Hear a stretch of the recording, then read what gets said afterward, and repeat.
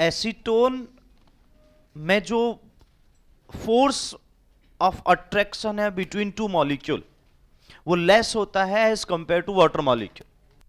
अब जब force of attraction कम होगा बेटा, तो उस फोर्स ऑफ अट्रैक्शन को तोड़ने के लिए एनर्जी भी कम चाहिए। तो एनर्जी अगर कम चाहिए तो बेटा क्या हो जाएगा, कम टेम्परेचर में ही वो क्या हो जाएगा, इवेपोरेट हो सकता है। जबकि वाटर को के दो मॉलिक्यूल के बीच में जो लगने वाला फोर्स है बेटा, वो फोर्स ऑफ अट्रैक्शन ज्यादा है, तो उसको तोड़ने के लिए ज्यादा एनर्जी चाहिए, तो इवेपोरेशन कम होगा। बट ऐसा कह सकते हो कि आप मुझे एक चीज बताओ, सिंपली आपने एक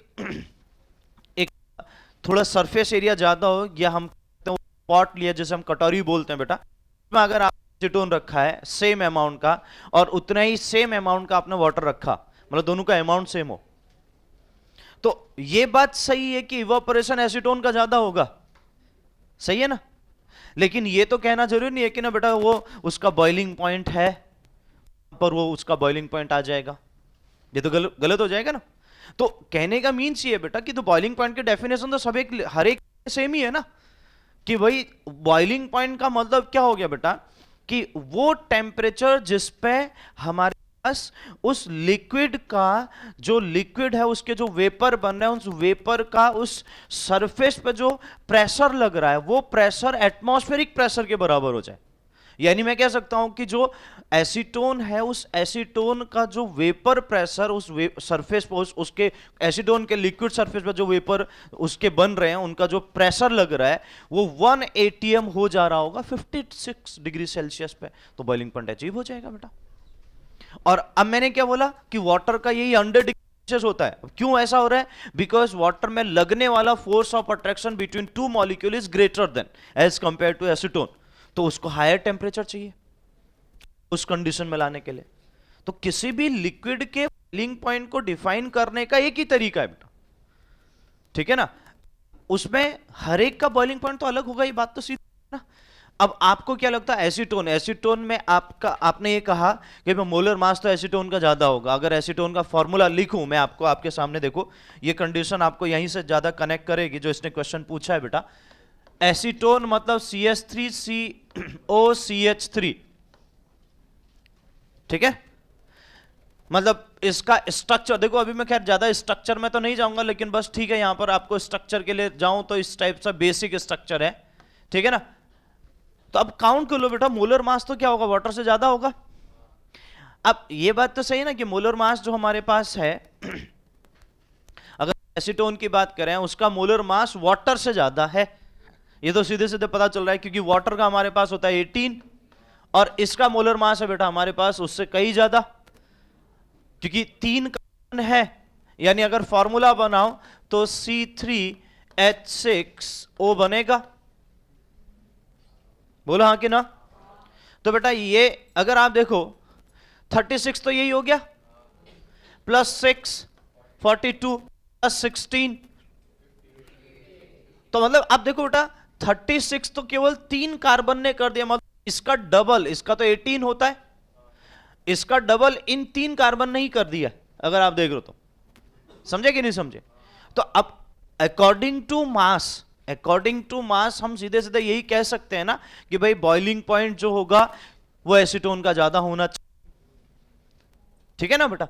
अब ऐसा नहीं होता है, ये मैं बार बार ये कहना चाह रहा हूं कि हर जगह पर हम केवल मास से रिलेट कर दें कि जिसका मास ज्यादा उसका बॉइलिंग पॉइंट ज्यादा, तो ये गड़बड़ हो जाती है।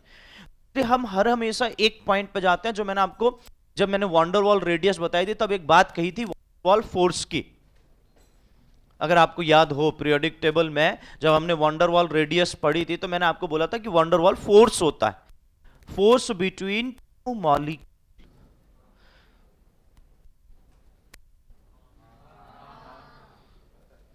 तबियत ठीक है ना सबकी, तो फिर बोलना होता है बेटा। हाँ नहीं है तबियत ठीक, नहीं है ना, तो हाँ ना क्यों बोल रही।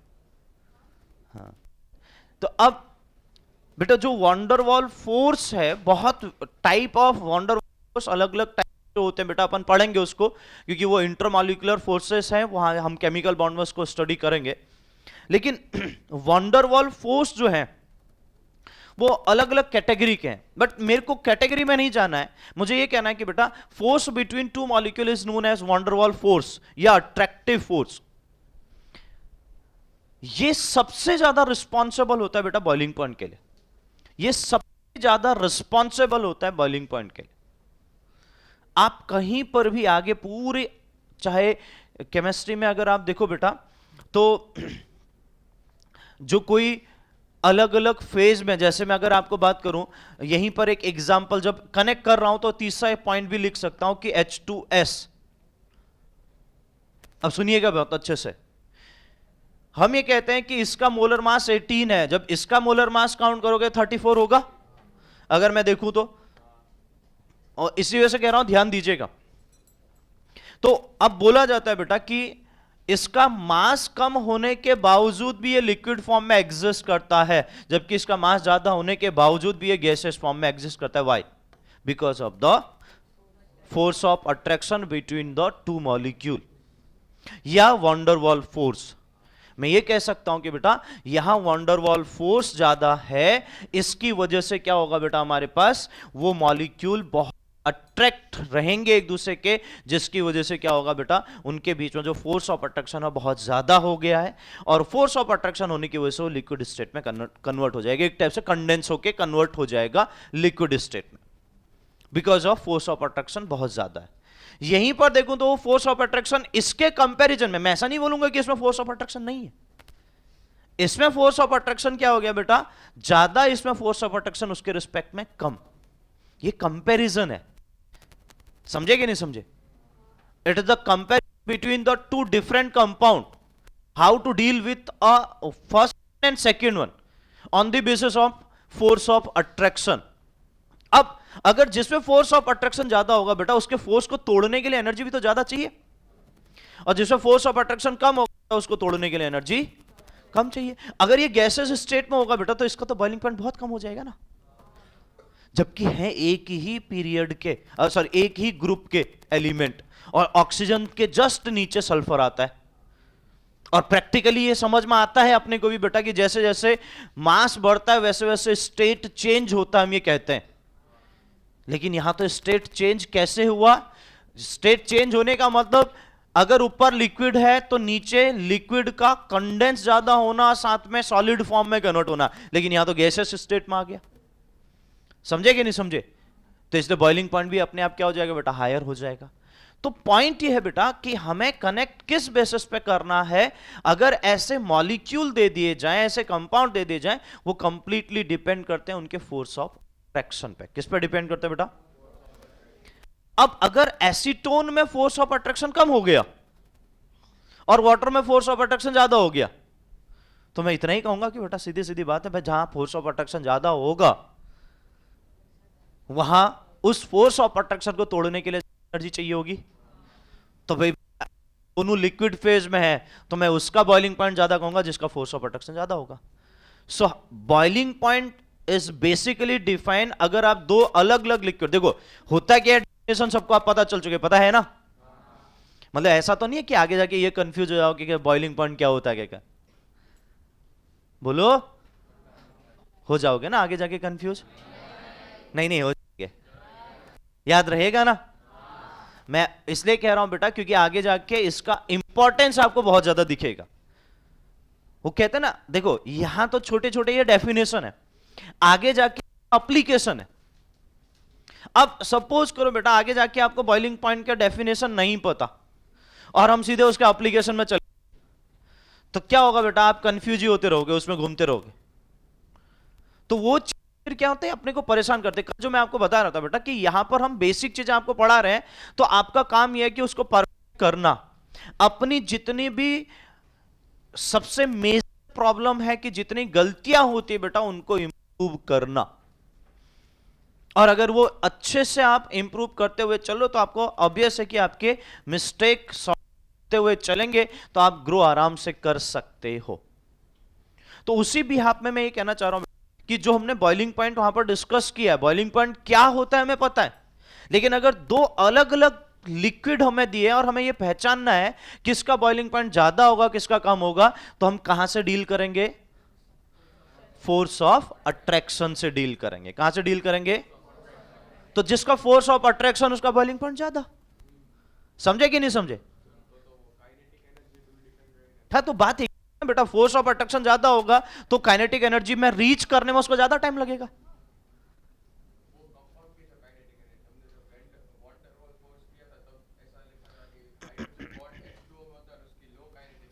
हाँ, तो मतलब मैं यही कह रहा हूं ना बेटा, अगर फोर्स ऑफ अट्रैक्शन बढ़ गया तो दोनों के बीच में अट्रैक्शन फोर्स ज्यादा है तो काइनेटिक एनर्जी ऑटोमेटिकली कम। अब आप उसको उसके मैक्सिमम काइनेटिक एनर्जी में ले जाने के लिए आपको क्या करना पड़ेगा? टेम्परेचर भी ज्यादा देना पड़ेगा as compare to other one. मतलब बात एक ही है ना, जिसकी काइनेटिक एनर्जी कम होगी उसको मिनिमम होगी, मगर मैं ऐसे स्टार्ट करूं, जिसकी काइनेटिक एनर्जी मिनिमम उसको मैक्सिमम ले जाने के लिए आपको टेम्परेचर भी बहुत ज्यादा देना पड़ेगा। लेकिन जिसकी एनर्जी मिनिमम, तो ऑब्वियस है यहां से उसको यहां ले जाने के लिए, जाने के लिए आपको एनर्जी कम देनी पड़ेगी, तो अपने आप बॉइलिंग पॉइंट का डिफरेंस आ जाएगा। तो अल्टीमेटली आप कर क्या रहो बेटा कि यहां पर डिसाइड करने के लिए आपको उस मॉलिक्यूल के बीच में लगने वाला force of attraction most important होता है बेटा, उसको ध्यान में रखना है। क्या मेरी बात सबको कनेक्ट हुई? तो जो जिसका फोर्स ऑफ अट्रैक्शन ज्यादा होगा बेटा, उसके फोर्स ऑफ अट्रैक्शन को तोड़ने के लिए हमें ज्यादा एनर्जी देनी है तो बेटा वो हमारे पास क्या होगा? गैसियस फॉर्म में कन्वर्ट हो पाएगा। और साथ में गैसियस फॉर्म में कन्वर्ट होगा, पहला फेज ये होगा जो आपको मैंने बिल्कुल डेप्थ समझाया था कि पहले वो मॉलिक्यूल अपने क्या करेगा बेटा? फोर्स ऑफ अट्रैक्शन को तोड़ेगा, धीरे धीरे अपनी काइनेटिक एनर्जी को बढ़ाएगा। वो अब ऐसा होगा ना, फोर्स ऑफ अट्रैक्शन टूटा, अब वो गैसियस फॉर्म में जा सकता है, इसमें कोई दिक्कत नहीं, लेकिन वो गैसियस फॉर्म में चले गया, बट काइनेटिक में ऐसा जरूरी मैक्सिमम नहीं होगी तो ऊपर से क्या करेगा? फिर से लिक्विड फॉर्म में कन्वर्ट हो जाएगा। यस और नो? तो ये चलते रहेगी। जो मॉलिक्यूल मैक्सिमम काइनेटिक एनर्जी में पहुंचेंगे बेटा, वो वेपर के रहेंगे। और वहां पर मैंने आपको बताया था कि इक्विलिब्रियम सेटअप होता है, बात हुई थी अपनी। तो जो इक्विलिब्रियम सेटअप होता है बेटा, उसमें रेट का इक्वल होना, और उसके बेसिस पे बेटा जो फिर आपके गैसियस मॉलिक्यूल, उन गैसियस मॉलिक्यूल का उस लिक्विड सरफेस पे जो प्रेशर लग रहा है बेटा, उस प्रेशर को अगर हम ऑब्जर्व करें, वो अगर एटमॉस्फेरिक प्रेशर के ऊपर हो जाए और वो जिस टेम्परेचर पर होगा वही उसका बॉइलिंग पॉइंट हो जाएगा। अब ध्यान दो बेटा, यही सब सबसे अच्छी चीजें होती है, मैं आपको बता रहा हूं। तो आपको क्या ध्यान रखना है कि अगर दो लिक्विड हैं तो दोनों के बॉइलिंग पॉइंट अलग अलग होंगे। अगर आपसे बोला जाए कि किसी का बॉइलिंग पॉइंट ज्यादा, किसी का बॉइलिंग पॉइंट कम, अभी मैं मास की बात नहीं कर रहा हूं, सिंपल पूछा है, किसी का बॉइलिंग पॉइंट ज्यादा, किसी का बॉइलिंग पॉइंट कम, तो आप क्या कहोगे? कि जिसका बॉइलिंग पॉइंट ज्यादा होगा उसका फोर्स ऑफ अट्रैक्शन ज्यादा होगा। पॉइंट आपसे ये क्वेश्चन पूछ लिया कि भाई एक ऐसा कंपाउंड जिसका मोलर मास, यानी जिसका मास ज्यादा है लेकिन फिर भी उसका बॉइलिंग पॉइंट कम है, तो आप क्या कहोगे? फोर्स ऑफ अट्रैक्शन की वजह से ही ऐसा होगा। समझे?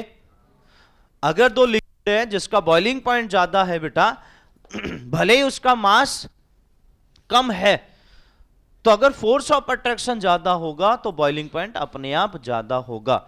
It depend force of attraction, किस पे डिपेंड करेगा बेटा? तो एसीटोन में, जो एसीटोन की बात करें, स्पेशली गर्ल्स आप लोग समझ सकते हो, नेल पॉलिश रिमूवर कहते हैं उसको स्पेशली ना। तो वो क्या होता है बेटा, अगर आप उसको खुला छोड़ दो तो क्या होता है बेटा, कुछ टाइम के बाद उसमें जो क्वांटिटी है वो डिक्रीज हो जाती, बिकॉज ऑफ कि बेटा वो इजिली, मतलब रूम टेम्परेचर का हो, आप उसको ये मान के चलो कि भाई हमारे एनवायरमेंटल टेम्परेचर, अगर आप उस टेम्परेचर पे भी आ जाओ तो उस बेसिस पे क्या होता है बेटा, वो इजिली इवापोरेट हो सकता है। और बहुत जल्दी इवापोरेशन का रेट, क्योंकि होता क्या है बेटा, वाटर और हमारे पास एसीटोन में, दोनों में रेट ऑफ इवापोरेशन का फर्क इसलिए पड़ता है बेटा क्योंकि वहां वंडरवॉल फोर्स कम है। अब जहां वंडरवॉल फोर्स कम होगा वहां रेट ऑफ इवापोरेशन भी तो ज्यादा होगा ना। मैं बात करूं बेटा इसी को ईथर के साथ, आगे ईथर भी अगर आपने सुना हो किसी ने, हम ईथर तो पढ़ेंगे, लेकिन ईथर अगर आपने, जैसे एसीटोन होता है इसी तरीके से होता है, इसी टाइप का मतलब, तो वो ईथर में भी ऐसा ही होता है बेटा, उसका फोर्स ऑफ अट्रैक्शन कम है। अगर फोर्स ऑफ अट्रैक्शन कम होगा बेटा तो वो इवापोरेट जल्दी होगा, अब आपने एक जगह पानी रखा और एक जगह आपने एसीटोन रखा, और इन्वायरमेंटल टेम्परेचर दोनों के लिए सेम है, तो जहां फोर्स ऑफ अट्रैक्शन ज्यादा होगा उसको इवोपरेट होना डिफिकल्ट होगा, लेकिन जिसका फोर्स ऑफ अट्रैक्शन कम है वो इवोपरेट ज्यादा होगा।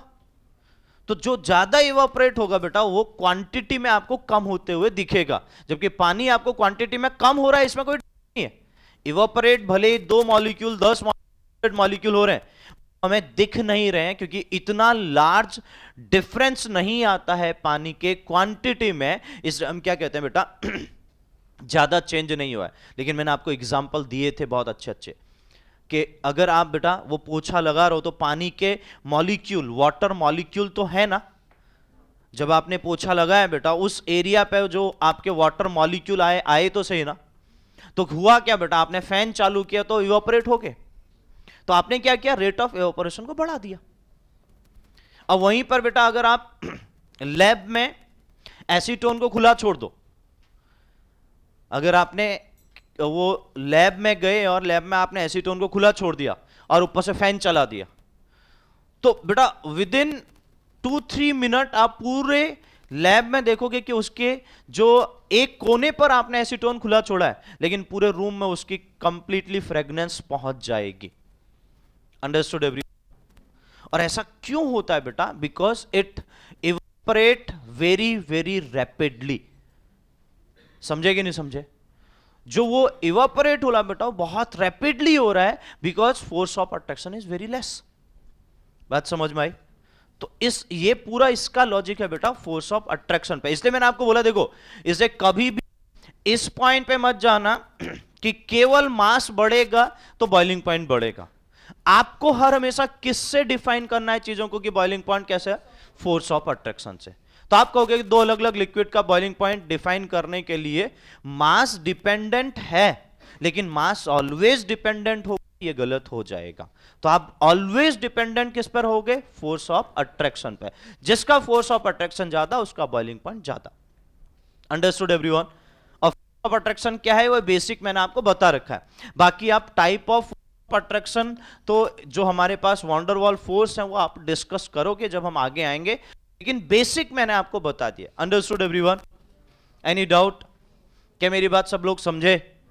तो ये बेसिक है बेटा। मैं फिर से ये कहना चाह रहा हूं कि क्योंकि ध्यान दो, अगर ये आपको परफेक्ट रहेगा, इसके कॉन्सेप्ट आपको क्लियर रहेंगे, तो आगे जाके आपको ऐसा कोई भी जोन जहां पर आपको ये चीजों का एप्लीकेशन बहुत हायर लेवल में होता है। मैंने उस दिन भी आपको बोला था बेटा जैसे आप 12th में आओगे, एक चैप्टर आता है सॉल्यूशन, बहुत इंपॉर्टेंट यूनिट है, बहुत ज्यादा इंपॉर्टेंट। उस सॉल्यूशन में आओगे ना बेटा तो आप, मैंने आपको बताया था, यहां पर इतना डेप्थ में लेके गया था कि इवापोरेशन क्या होता है, ठीक है, वेपराइजेशन क्या होता है, ये सब वहां पर आपको डिस्कस करना होगा।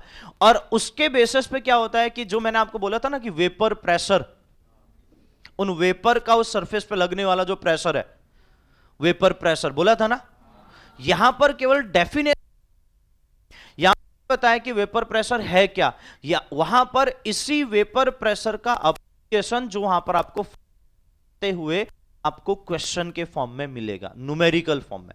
अब आप सोचिए कि अगर हम यहां पर वेपर प्रेशर अच्छा नहीं करें या बॉइलिंग पॉइंट अच्छा नहीं करें, तो वहां पर जाके बेटा हमें पहले ये चीज को अगर हम परफेक्ट करने में रहे, तब तक हमारे वेपर प्रेशर जो एप्लीकेशन है वो क्वेश्चन ऐसा बन के निकल जाता। और फिर क्या होता है बेटा, हम कहते हैं ना वो यूनिट तो खत्म, यूनिट के में अभी ये डिफरेंस आ जाता है। इसलिए कंसर्न ये है कि बेटा आप लोग कर रहे हो तो उन बेसिक चीज बहुत करिएगा ताकि आपको कहीं पर कोई दिक्कत ना आए। ऐसा कभी रियलाइज भी ना हो कि भाई हमें वो टॉपिक हमने कभी भी ऐसे हमने सुना ही नहीं है या हमने उसको हमें पता ही नहीं। क्योंकि मैंने आपको बोला ना कि बेटा अभी भी मैं आपको ये कह सकता हूं, ये श्योर कह सकता हूं कि ऐसे ऐसे बच्चे होते हैं जिन बॉइलिंग पॉइंट, मेल्टिंग पॉइंट के डेफिनेशन पता होती, पढ़ रहे हैं,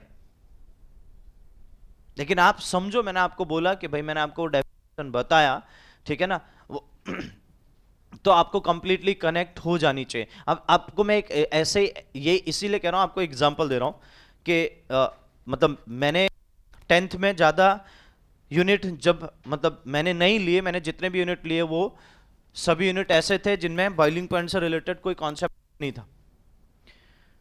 लेकिन जब उन बॉइलिंग पॉइंट की बात आई, ठीक है ना, जो मैं क्लास में एक बार बोला कि भाई ये कैसे बॉइलिंग पॉइंट ऐसा होता है ऐसा होता है, क्योंकि वहीं पर बस बात चल रही थी, तो बहुत सारे लोग उसमें से मेरे पास आए कि सर बॉइलिंग पॉइंट क्या होता है हमें नहीं पता।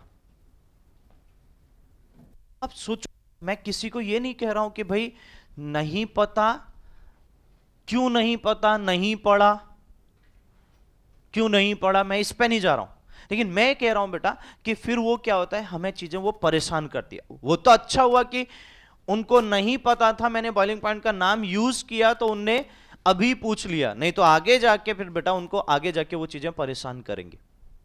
और आप सोचो ना बेटा कि आप 11th-12th में आ और वहां आके बेटा हम आपको बॉइलिंग पॉइंट की डेफिनेशन बता रहे हैं।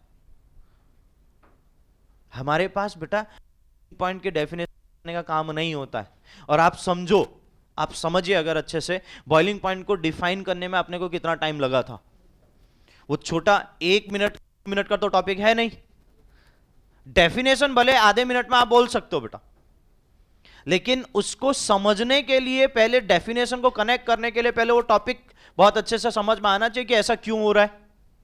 अब देखो ना, उसमें इतने फोर्स ऑफ अट्रैक्शन है। अभी भी देखो, मैं आपको ये बोल रहा हूं कि ये जो अभी भी जैसे उसको डाउट निकला, डाउट आना मतलब वो लाजमी है बेटा। लेकिन मेरा पॉइंट ये बेटा कि वहां तक भी अगर आप कनेक्ट करने में आपको थोड़ा अभी भी डिफिकल्टी होती है, तो इसका मतलब यह है कि boiling point not a single definition part, उसमें बहुत सारे सिचुएशन आते हैं। और इसलिए फिर मैंने आपको बोला कि बेटा हम केवल डील करेंगे तो फोर्स ऑफ अट्रैक्शन कनेक्ट चाहिए बहुत अच्छा। तो मेरा पॉइंट ये बेटा कि अब आप सोचिए बेटा कि 11th-12th में जाके जब आपको बॉइलिंग पॉइंट नहीं पता, तो बॉइलिंग पॉइंट अगर हम डिफाइन करेंगे, अगर हम बॉइलिंग पॉइंट डिफाइन करेंगे बेटा कि वहां पर बॉइलिंग पॉइंट होता है, तो मेरे को आधा घंटा तो बॉइलिंग पॉइंट डिफाइन करने में चले जाएगा। तो अब आप समझो बेटा कि वो बॉइलिंग पॉइंट का पार्ट हमें यहां से परफेक्ट हो तो हम वहां सीधे सीधे उस केस में मूव कर सकते हैं। उसका जो मेजर फॉर्मूला है वहां पर हम चीजों को डील कर सकते हैं। यही अपना बेस है बेटा, यही अपना मेन पार्ट है कि जहां अपने को यह समझना बहुत जरूरी है। इससे मैं आपको बोलता हूं कि कभी मैं जो बेसिक चीजें पढ़ा रहा हूं बेटा, तो उसको तो बहुत अच्छे से संभाल के रखो। ठीक है, आपके जो 11th के यूनिट चल रहे हैं बेटा, उसमें तो कोई डाउट नहीं है बेटा, आप उन चीजों को अच्छे से कर रहे हो। लेकिन जो कभी कभी बेसिक चीजें होती हैं, अब वो बेटा अगर आपका चैप्टर 9th के नहीं पढ़ा रहा होता तो शायद मैं बॉइलिंग पॉइंट डिफाइन भी नहीं कर पाता। समझे कि नहीं समझे? तो इसलिए मैं आपको बोल रहा हूं कि बेटा ये सब चीजें बहुत इंपॉर्टेंट हैं।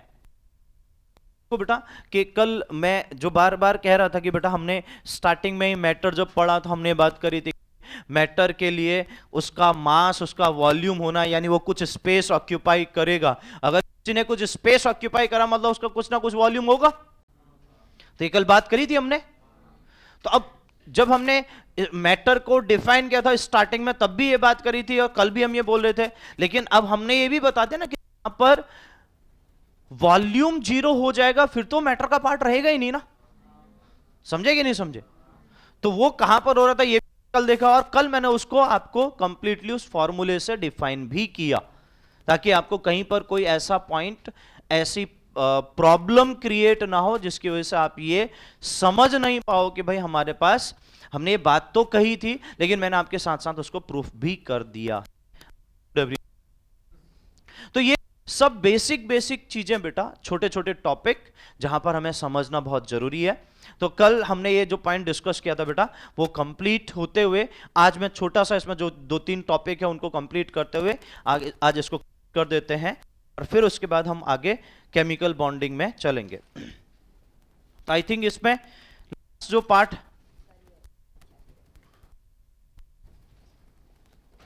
चैप्टर का स्टार्टिंग है, पहला चैप्टर है, अभी तो पहला चैप्टर पढ़ रही। ठीक है, हमने डिस्टिलेशन की बात, ठीक है ना। और हम यहाँ पर ये बात मैंने को ये कंप्लीटली रीड कर लिया सबने। सिटी वाटर सप्लाई कैसे होता है ये बात हुई अपनी, यस और नो। फिजिकल चेंज में मैं आ रहा हूं बेटा। फिजिकल चेंज में मैंने आपको बताया था कि फिजिकल चेंज कैसे होता है, स्टेट का कानून होना, सॉलिड से लिक्विड, लिक्विड से गैस, गैस से आपका बेटा लिक्विड, या सॉलिड से डायरेक्टली गैस। वो फेजेज आपको बताए थे जिसमें दो को सबसे ज्यादा डिटेल में डिस्कस किया था, जहां बॉइलिंग पॉइंट और मेल्टिंग पॉइंट को डिफाइन किया था, यस और नो। ठीक है, तो वो ध्यान दीजिएगा बेटा। यहां पर मैं थोड़ा सा केमिकल चेंजेस में मूव करता हूं। चेंज मतलब हमारे पास कंप्लीटली केमिकल रिएक्शन पे डिपेंड करना। अब थोड़ा सा बेटा इसको समझ लेते हैं, फिर इसके बेसिस पे इसमें भी थोड़ा सा इंटरेस्टिंग चीजें मैं आपको बता देता हूं। केमिकल चेंज मतलब on the basis of chemical reaction. देखो बेटा, मैं थोड़ा सा इसको लेवल को थोड़ा सा ऊपर करूंगा यहां पर, क्योंकि ये सब आपका थोड़ा सा 11 से भी कनेक्टेड होगा। जब यहां पर आ रखा है तो केमिकल रिएक्शन बोलो या चेंज बोलो, जो भी आपको बोलना है बेटा।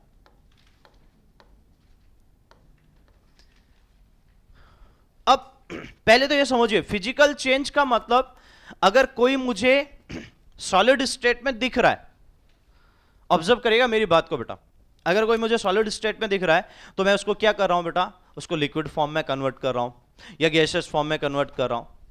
तो अब मुझे एक चीज बताओ बेटा, वो मुझे ऑब्जर्व हो रहा है यानी नेक्ड आई से दिख रहा है, यस और नो। लेकिन केमिकल चेंज में बेटा हो सकता है स्टेट चेंज ना हो। आई रिपीट, हो सकता है स्टेट चेंज ना हो। अगर सॉलिड लिया हो सकता है वो सॉलिड ही रहे, लेकिन क्या होगा केमिकल चेंज में, उसमें वहां इंटरनल जो चेंजेज होंगे, इलेक्ट्रॉन का एक्सचेंज होना या इलेक्ट्रॉन का शेयरिंग होना या बॉन्ड का टूटना, जिसे हम कहते हैं कि अगर आपने देखा होगा, रिएक्शन तो आपने पढ़ी है बेटा, जस्ट एग्जांपल के बेसिस पे बात करूं, H2 प्लस Cl2, ये कॉमन एग्जांपल है, देखे ही होंगे क्योंकि आपने फर्स्ट यूनिट में रिएक्शन तो पढ़ी है। ये समझ में, ये लिखूं बेटा, Mg plus O2 to give 2MgO। क्या मेरी बात सबको समझ में आ रही? तो इसमें हो क्या रहा है बेटा, अगर आप ऑब्जर्व कर पा रहे हो तो केमिकल चेंज में कोई फिजिकल स्टेट का चेंज होना मस्ट है, ऐसा जरूरी नहीं है, पहली बात।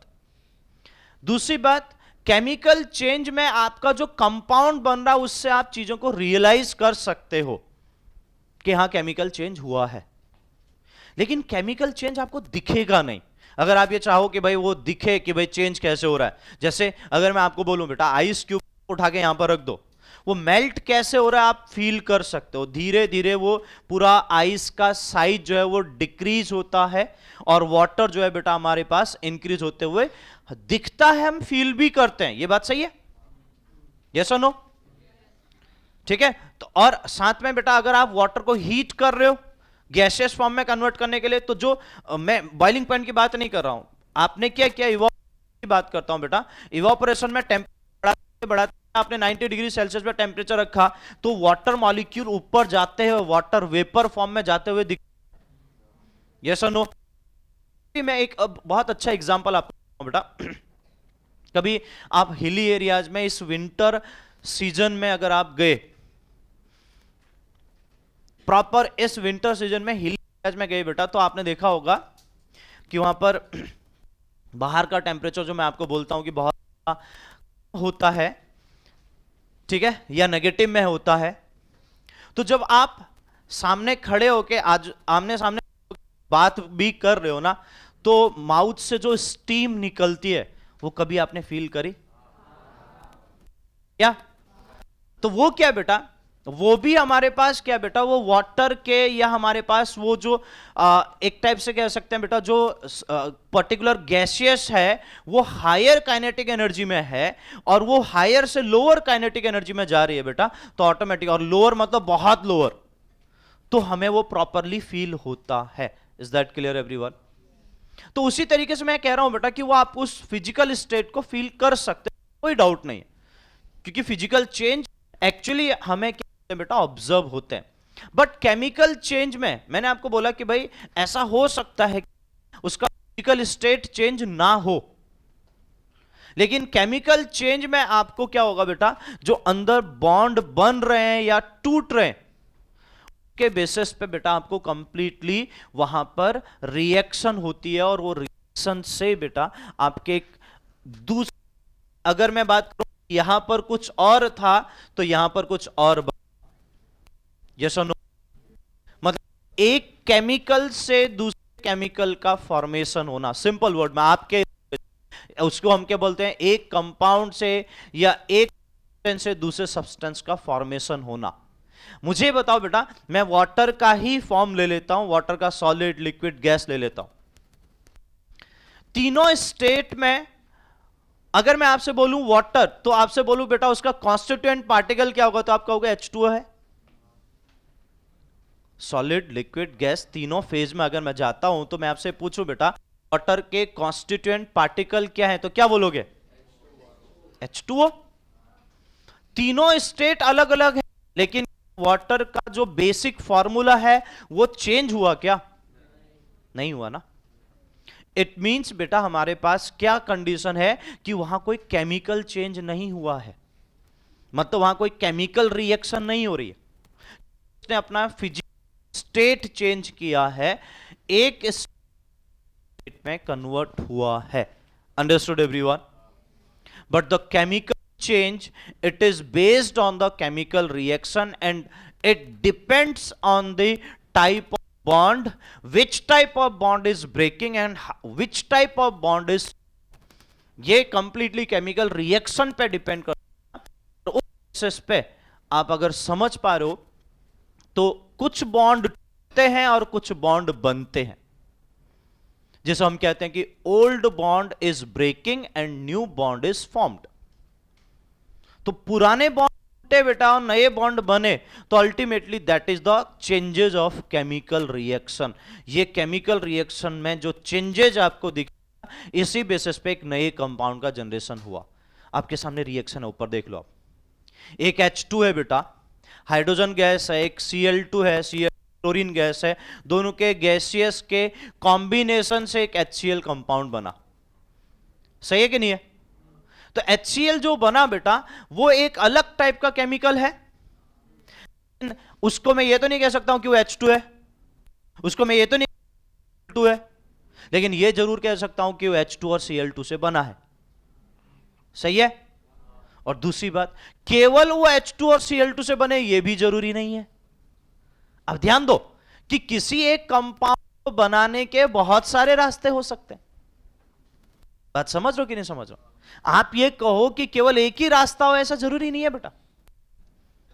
अब मैंने सामने ये लिखा बेटा, देखो बहुत सारे केमिकल रिएक्शन होती हैं, इसके भी जस्ट इसी की बात करता हूं, that is the most common. ये तो देखा है ना सबने, इसी की बात करता हूं। इसी में ये एक और तरीके से बनाया जाता है। मैग्नीशियम कार्बोनेट को अगर हम हीट करते हैं हाई टेम्परेचर पे, तो बेटा वो हमारे पास MgO बनाता है और CO2 निकल जाता है। ये भी सुना होगा शायद।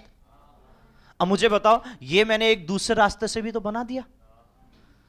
So the basically one very very important condition बेटा जो मैं आपको बोलने के लिए जा रहा हूं, कि एक पर्टिकुलर कंपाउंड को बनाने के बहुत सारे रास्ते हो सकते हैं, मतलब बहुत सारे केमिकल से, बहुत सारे केमिकल रिएक्शन से आप उनको बना सकते हो। अब बहुत सारे में बेटा सब आ जाएंगे। हाँ, अब किसी के लिए 2 रास्ते हो, किसी के लिए 3 रास्ते हो, किसी के लिए 4 रास्ते हो, 10 रास्ते हो, मतलब इसलिए मैं सबको बहुत रास्ते के बेसिस पे बोल रहा हूं। नंबर 5, बट ये मत समझना कि बेटा अगर किसी एक कंपाउंड के लिए केवल 2 ही रास्ते हैं तो उसको हम बहुत बोल देंगे। मैं सभी के लिए अगर बात करूं तब मैंने बहुत सारे बोल दिए। Understood everyone? समझे? तो मैं ये कहना चाह रहा हूं बेटा कि केमिकल रिएक्शन में आपको ये समझ में आ रहा है कि एक कंपाउंड को आप अलग अलग केमिकल कंपाउंड या अलग अलग रिएक्शन के बेस पे भी आप बना सकते हो। लेकिन क्या फिजिकल चेंज में अगर आपको सॉलिड से लिक्विड फॉर्म में जाना है, आइस से लिक्विड फॉर्म में जाना है, बनाना है, तो शायद बेटा दो रास्ते आपके पास दिखेंगे ज्यादा से ज्यादा, इसके अलावा मुझे तो नहीं लगता कि इसके अलावा कोई रास्ता होगा। पहला रास्ता यह कि सॉलिड से लिक्विड में जाना है तो सीधे सीधे मेल्टिंग पॉइंट की बात की जाएगी। दूसरा रास्ता यह हो सकता है कि सॉलिड का सब्लिमेशन कर दो, गैसेस फॉर्म में ले आओ और गैसेस को कंडेंस कर दो तो लिक्विड में बन जाएगा। यस और नो? तो अब मैं ये कह सकता हूं बेटा, अब इसके अलावा ये दो ही पाथ हैं, कोई तीसरा पाथ अगर कोई कनेक्ट कर पा रहा है तो बोल सकते हैं बेटा। तो मेल्टिंग पॉइंट आ गया ना बेटा, तो वही तो बोला कि मेल्टिंग कर लें पहले। ठीक है, कनेक्ट हुआ बेटा। और कोई पाथ है आपके दिमाग में तो बोल सकते हैं। मैं फिजिकल चेंज की बात कर रहा हूं कि से गैसेस में सॉलिड से लिक्विड में जाना है तो जाने के दो पाथ है। एक तो आप क्या करो, मेल्टिंग पॉइंट ले आओ। दूसरा पाथ आप क्या बेटा, सब्लिमेशन के थ्रू गैसेस में चले जाओ और गैस कंडेंस कर दो, फिर से आपका लिक्विड बन जाएगा। बन जाएगा? दो है, यस और नो? और कोई बात है मैं फिर से पूछना चाह रहा हूं, बोलिए। नहीं?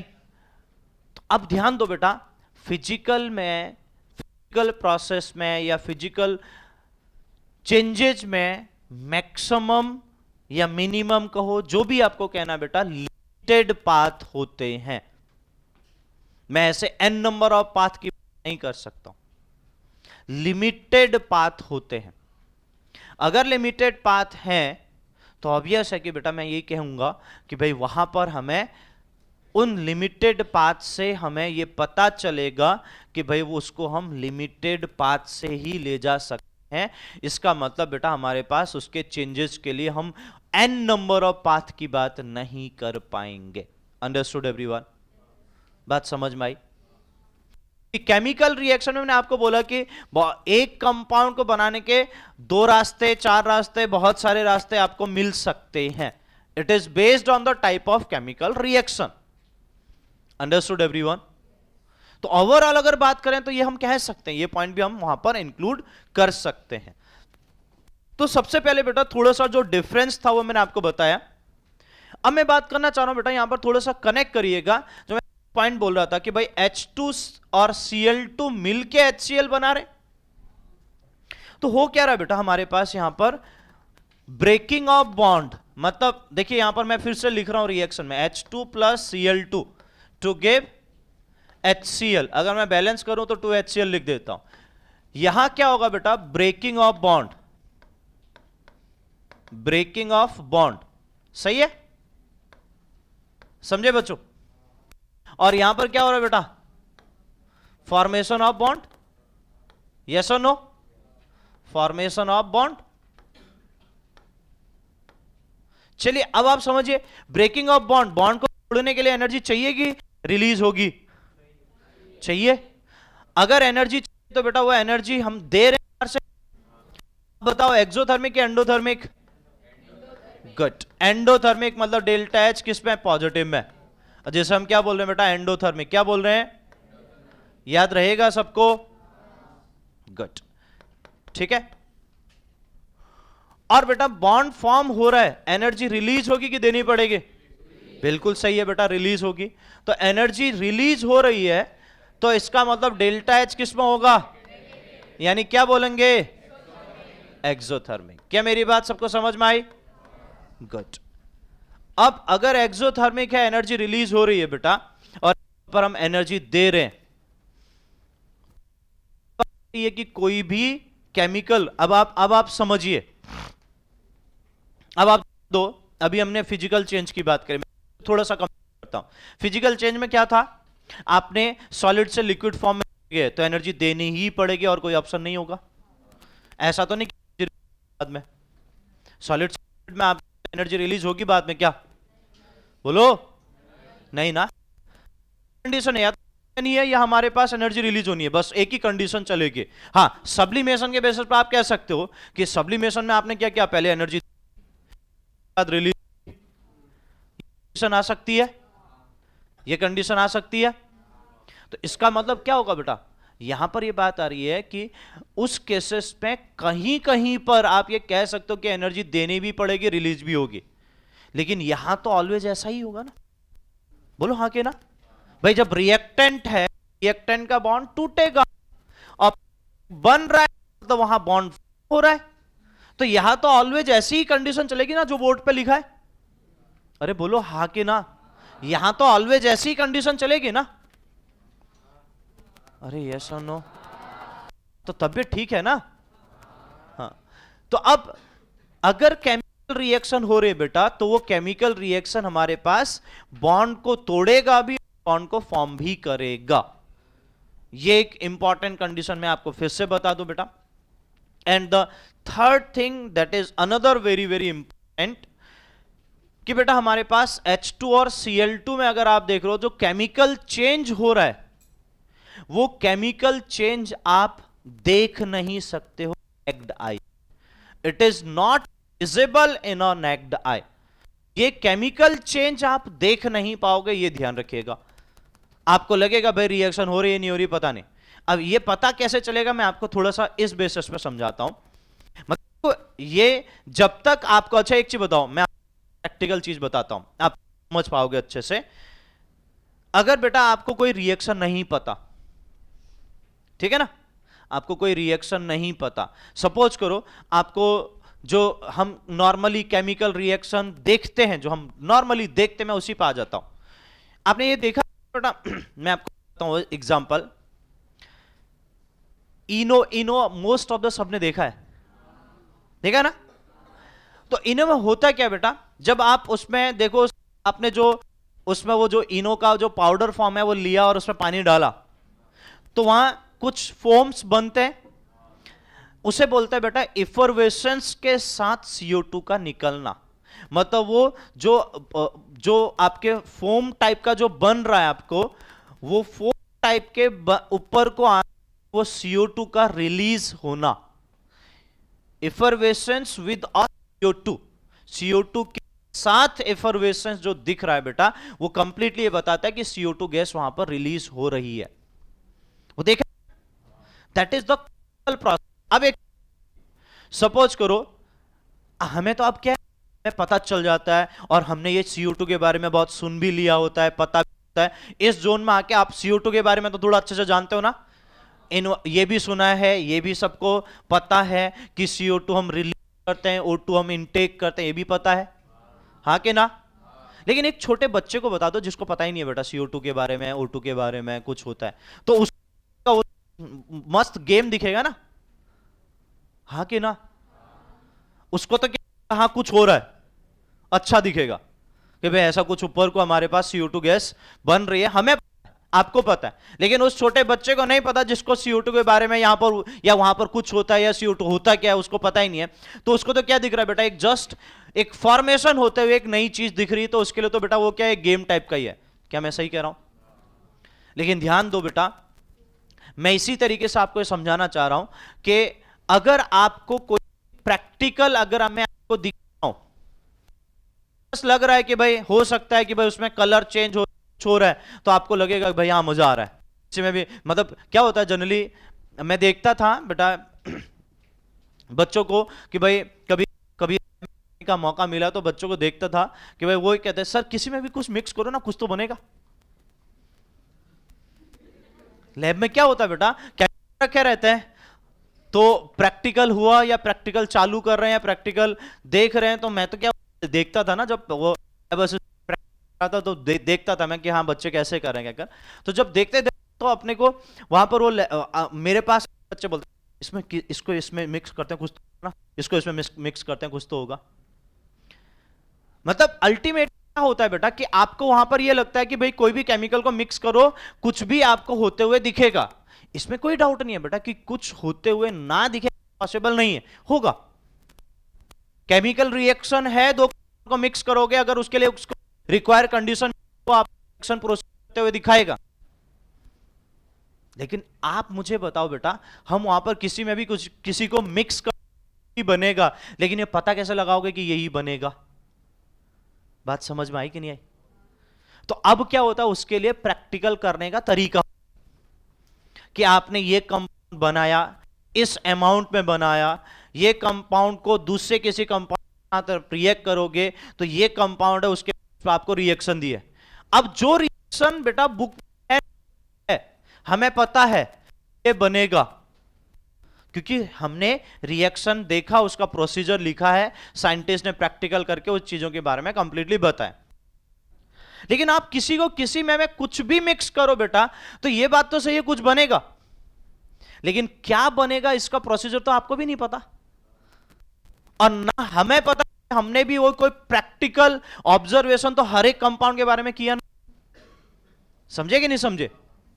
तो अब उस बेसिस पे क्या होता है बेटा, किसी को मैं मिक्स कर लो कुछ भी बनेगा, तो बहुत सारी हो सकती है, उसमें कोई डाउट नहीं है, होंगी वहां पर भी केमिकल रिएक्शन।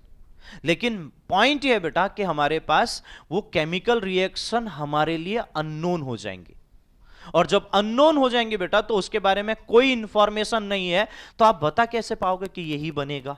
आप बता कैसे पाओगे कि ये बने? हाँ, जैसे अब ये ध्यान दो कि मैंने कहा ना छोटे बच्चों को नहीं पता, हमें पता है CO2 के बारे में, तो हम ये कह सकते हैं वो CO2 बन रही। हाँ, आपने अगर कभी देखा नहीं हो कि वो CO2 ही बनेगा, तो फिर आप भी नहीं पहचान पाओगे कि CO2 है कि क्या है, कोई दूसरी गैस भी तो हो सकती है ना। शायद फर्स्ट टाइम जब देखा होगा तब आपको यही लगेगा कि भाई हाँ थोड़ा है कि भाई ये CO2 ही हो, कोई और भी गैस भी तो हो सकती है।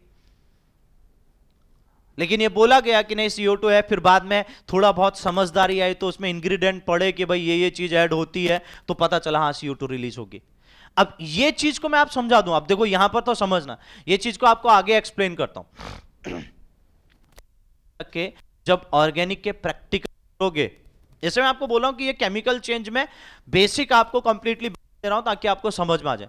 जब आगे जाके आप केमिस्ट्री में स्पेशली ऑर्गेनिक में प्रैक्टिकल करोगे ना, तो आपने जो घर पे आपने देखा वो एफरवेसेंस के साथ CO2 बनते हुए, वैसे यहां पर भी आप प्रैक्टिकल में देखोगे कि एफरवेसेंस के साथ CO2 रिलीज हो रहा है। मतलब आप वो दो सॉल्यूशन लोगे, उसको मिक्स करोगे तो आपको दिखेगा वो एफरवेसेंस के साथ CO2 रिलीज होते हुए जाएगा, मतलब आपको CO2 निकलते हुए दिखेगा, प्रॉपरली दिखेगा।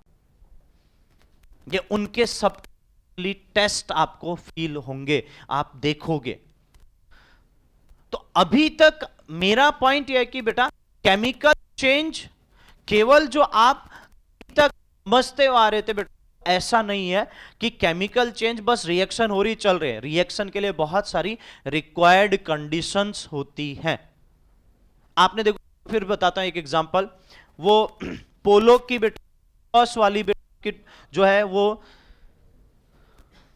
टॉफी कहते हैं ना बेटा, वो पोलो आती देखा है ना, जिसमें बीच में एक सर्कल होता है, उसको आप कोल्ड ड्रिंक में डाल दो बेटा, तो आप उसको कोल्ड ड्रिंक को स्पीडली बाहर निकलते हुए देखोगे, और that is formation of a CO2। वहां पर भी क्या हो रहा है, मेंथॉल में जो बेटा हमारे पास कंडीशन है, वो मेंथॉल यही है कि बेटा वो भी आपके वहां पर CO2 को रिलीज कर रहा है। बात समझ में आई? तो वहां पर भी बहुत सारे केमिकल प्रोसेस चलती है बेटा, जो आपको हमें तो देखने में मजा आता है, हो क्या रहा उससे मतलब नहीं, आपने को बस देखने में मजा आता है। तो मेरा पॉइंट है बेटा कि ये सब केमिकल रिएक्शन है, और उन केमिकल रिएक्शन का बेसिस हमारे पास जो होता है बेटा, वो जनरली यही बेसिस होता है कि कोई भी केमिकल रिएक्शन अगर आपकी प्रोसीड कर रही है बेटा, तो रिएक्टेंट से बन रहा है, तो ओल्ड जो बॉन्ड होंगे वो टूटेंगे, नए बॉन्ड का फॉर्मेशन होगा। ओल्ड बॉन्ड जो होंगे हमारे पास टूट रहे हैं, तो उनको एनर्जी देनी पड़ेगी, तो एनर्जी देनी पड़ेगी तो हम उसको एक्सो बोल देते हैं। और न्यू बॉन्ड जो फॉर्म होता है बेटा, वहां एनर्जी रिलीज होती है, एनर्जी रिलीज होती है बेटा, हम वहां पर बोल देते हैं एक्सोथर्मिक। अब इस पूरे रिएक्शन चेंज अगर देखना है, अब ओवरऑल चेंज देखना है तो कैसे निकालना, वो सीधी सीधी है कि अगर मुझे इस रिएक्शन में मुझे पता चला कि ओवरऑल एंथैल्पी या ओवरऑल एनर्जी की बात, ओवरऑल एंथैल्पी या एनर्जी, हमारे लिए एंथैल्पी एनर्जी सेम है, ध्यान रखिएगा, मैंने पहले भी बोल रखा। अगर मैं ओवरऑल एंथैल्पी की बात करूं बेटा, तो ओवरऑल देखने के लिए कैसे जाऊंगा मैं, कितनी दी कितनी रिलीज हुई, को ऐड कर लूंगा, एनर्जी पता चल जाएगा। साइन के अकॉर्डिंग ये ऑटोमेटिकली नेगेटिव है, वो पॉजिटिव है, तो अगर मैं दोनों को ऐड कर रहा हूं तो ये तो नेगेटिव ही साइन के साथ आएगा, तो एक टाइप से डिफरेंस ही हो गया दोनों का, यस और नो। तो पता चल जाएगा कि ओवरऑल एनर्जी किस रिलीज हो गया। तो आप कहते हो ना रिएक्शन, अब मैं उस पॉइंट पर आ रहा हूं, लास्ट उस इस पूरे रिएक्शन का, केमिकल रिएक्शन का कंक्लूजन बता रहा हूं। अब तो बेटा कि अगर मैं delta H of formation, formation मतलब पर्टिकुलर एक रिएक्शन के लिए जो एनर्जी की बात कर रहे हैं, रिएक्शन एनर्जी या एंथैल्पी जो भी आप लिखो, रिएक्शन एनर्जी कहो, रिएक्शन एंथैल्पी कहो, बात एक ही है। जो फॉर्मेशन का मतलब होता है कि उस रिएक्शन में ओवरऑल चेंज एनर्जी कितना है। तो मैं कह रहा हूं बेटा कि हमारे पास उस केसेस में delta H of reactant plus delta H of product. क्या मेरी बात सबको समझ में आ रही? ऐसा ही होगा, यस और no? And according to type of situation the reactant will be in positive sign and the product will be in negative sign, because we know that the energy is released in the formation of bond।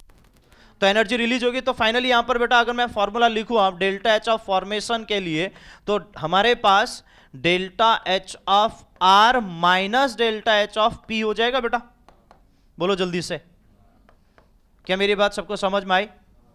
अगर ऐसा होगा तो अब ध्यान दो बेटा, अब हम कहेंगे कि ओवरऑल रिएक्शन का नेचर कैसा होगा।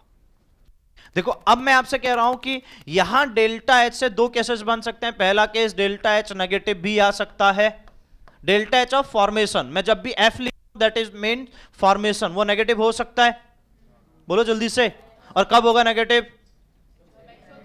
यस, जब H delta H of P is greater then delta H of R। ऐसा ही लिखूंगा, समझे? समझे? ठीक। Second condition, delta H of formation is positive, in which case delta H of R is greater then delta H of P, yes और no? तो मतलब अगर आपको कहीं रिएक्शन ओवरऑल, ध्यान दो, कहीं रिएक्शन आपको दिख रहा है, मतलब रिएक्शन में उसने ये लिखा है इसके बाजू में, यहां डेल्टा एच लिखा है और डेल्टा एच का उसने साइन दे दिया आपको प्लस माइनस, तो अब आप पहचान सकते हो कि रिएक्शन, देखो अब मैं आपसे क्या बोल रहा हूं कि रिएक्शन किस टाइप की है, वो पता कहां से चले? यहां से। Is that clear? देखो अभी मैंने क्या कहा कि एंडोथर्मिक है, बॉन्ड को तोड़ने के लिए एनर्जी चाहिए तो रिएक्टेंट का पार्ट था। एक्सोथर्मिक है, बॉन्ड मतलब एनर्जी रिलीज होगी फॉर्मेशन के लिए, वो हमारा प्रोडक्ट का पार्ट था। लेकिन ओवरऑल एनर्जी मुझे रिएक्शन देखनी है कि कितनी आपने दी, कितनी आपकी रिलीज हुई, तो कैसे चलेगा इस फॉर्मूले से? क्या मेरी बात सबको समझ में आ रही है? पहले बताइए बेटा एवरीवन। इसके बेसिस पे बेटा मेरे को यही पता चलेगा बेटा डेल्टा एच ऑफ फॉर्मेशन या तो पॉजिटिव हो सकता है या नेगेटिव हो सकता है। डेल्टा फॉर्मेशन ही मुझे क्या बता रहा है बेटा?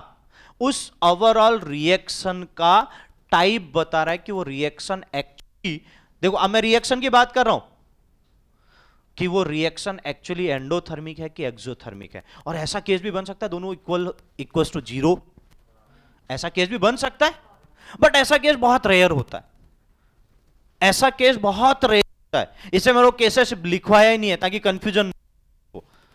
ऐसा केस बहुत रेयर हो सकता है, इसमें मैं मना नहीं कर, ऐसा हो सकता है कि 10 में से, या 10 क्या कहूंगा बेटा, दिखे, तो ऐसे रिएक्शन बहुत रेयर चलेंगे जहां पर एनर्जी चेंज बिल्कुल इक्वल जीरो के बराबर हो जाए, हो वो डिफरेंस कम मिले, भाई 1 जूल 2 जूल 3 जूल का डिफरेंस आ जाए। पहले तो ऐसा भी बहुत कम होता है, आप खुद देखोगे, क्योंकि देखो इसमें मैं आपको बोलने से ज्यादा जब आप रिएक्शन देखोगे तो आपको ज्यादा रियलाइज होगा, ठीक है ना। लेकिन मैं ये कहना चाह रहा हूं बेटा कम हो सकता है, ये मैं जरूर कह सकता हूं, लेकिन जीरो हो ऐसा कहना इम्पॉसिबल है। मैं ये नहीं कह रहा हूं कि वो कभी किसी के लिए नहीं हो सकता है, बट बहुत रेयर होता है, जिस आप भी देखोगे कि टाइप ऑफ जिस टाइप से इन रिएक्शन में जाओगे तो वो जीरो बहुत ही रेयर केसेस में आपको मिलेगा। Understood everyone? हाँ बेटा वही ना, हाँ मैं समझ गया था कि मैंने कहा देता हूं। तो बेटा डेल्टा एच फॉर्मेशन जीरो बहुत रेयर केस में मैं फिर से बोल रहा हूं, मैं मना नहीं कर रहा हूं, ऐसा मत के सोचना कि भाई नहीं पॉसिबल है, बट मैं आपको बोल रहा हूं कि ऐसे रिएक्शन आपको खुद भी देखोगे तो बहुत कम मिलेंगी। क्यों ऐसा होगा बेटा, यही आपसे बार बार कहना चाह रहा हूं कि या तो वो ज्यादा हो या तो ये ज्यादा हो, वो डिपेंड करता है कि बेटा हमारे पास कहां पर किस तरीके से हो रहा है। तो दोनों का इक्वल होना very very rare cases. Understood everyone? तो इस टाइप से बेटा आप टाइप ऑफ रिएक्शन, स्पेशली बेटा वो एक्सोथर्मिक है, एंडोथर्मिक है, वो रिएक्शन का टाइप। हां, अब मैं पूरा कंप्लीटली ये जो बोल रहा हूं वो रिएक्शन के लिए बोल रहा हूं, it is not a particular part जो था वो पहले बता चुका हूं, ये कंप्लीट रिएक्शन के लिए। फॉर्मेशन लिखा है मतलब एंथैल्पी ऑफ अ रिएक्शन या एनर्जी ऑफ अ रिएक्शन, जो मैं कि वो रिएक्शन की एनर्जी की बात कर रहा है। Is that clear? अगर तो ओवरऑल चेंज, इसका मतलब प्रोडक्ट ज्यादा है रिएक्शन से तो हमारे पास एक्सोथर्मिक होगा, और अगर बेटा वो पॉजिटिव आएगा तो मतलब प्रोडक्ट की रिएक्टेंट को हम जो एनर्जी दे रहे हैं वो ज्यादा दे रहे हैं, और प्रोडक्ट जो रिलीज कर रहा है वो कम रिलीज कर रहा है, हम क्या कहेंगे बेटा, हमारे पास वो एंडोथर्मिक होगा। सही है? पॉजिटिव आएगा ना? नो? और अब मैं कहता हूं कि इस केसेस में इफिशिएंसी कम होगी, इस केसेस में इफिशिएंसी ज्यादा होगी। बोलो हाँ कि ना? इस केसेस में इफिशिएंसी ज्यादा होगी। समझे कि नहीं समझे? बोलो यहां तक क्लियर? तो बेटा ये चैप्टर कंप्लीट, और इसको अच्छे से कंप्लीट करिएगा, कहीं कोई डाउट हम डिस्कशन